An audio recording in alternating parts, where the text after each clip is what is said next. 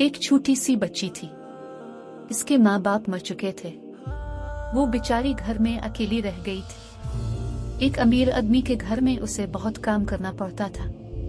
वो पानी भर के लाती, खाना पकाती, बच्चों की देखभाल करती और इतने कामों के बदले उसे बस 2 वक्त की रोटी मिलती।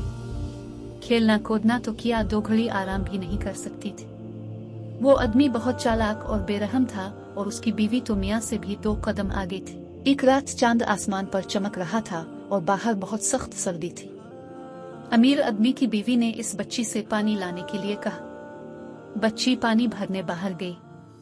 जब वो तालाब पर पहुंची तो सर्दी से इसके पैर पत्थर हो चुके थे। तालाब का पानी भी ऊपर से जमा हुआ था। बच्ची ने बर्फ में सुराख किया और पानी की बाल्टी भरकर घर वापस आने लगी। घर के करीब पहुंचकर वो गिर पड़ी और सारा पानी बह गया। बच्ची घबरा गई। वो खाली बाल्टी लेकर घर नहीं जा सकती थी। वो दरवाजे पर खड़ी खौफ से कांप रही थी। आसमान पर चमकता हुआ चांद हंस रहा था। बच्ची ने चांद से कहा, चंदा मामू, देखो तो मैं कितनी दुखी हूँ।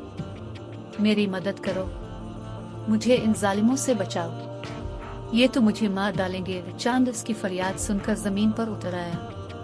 वो एक खूबसूरत नौजवान के भेष में था और सफेद कपड़े पहने हुए था। चांद के बड़े भाई सूरज ने भी बच्ची की फरियाद सुन ली थी। वो भी आदमी की शक्ल में सुनहरे रंग के कपड़े पहने जमीन पर उतर आया। सूरज ने चांद से कहा, मैं इस दुखी लड़की को लेने आया हूँ, उसे मुझे दे दो, क्योंकि मैं तुमसे बड़ा हूँ। चांद ने कहा, ये ठीक है कि तुम बड़े हो सूरज भाई, लेकिन इस वक्त रात है और मैं रात का बादशाह हूँ। इस बच्ची ने मुझसे मदद मांगी है, इसलिए मैं उसे अपने साथ ले जाऊंगा। चांद बच्ची को अपने बाजुओं में उठाकर आसमान की तरफ उड़ गया। जब से वो नन्ही बच्ची चांद में रहती है।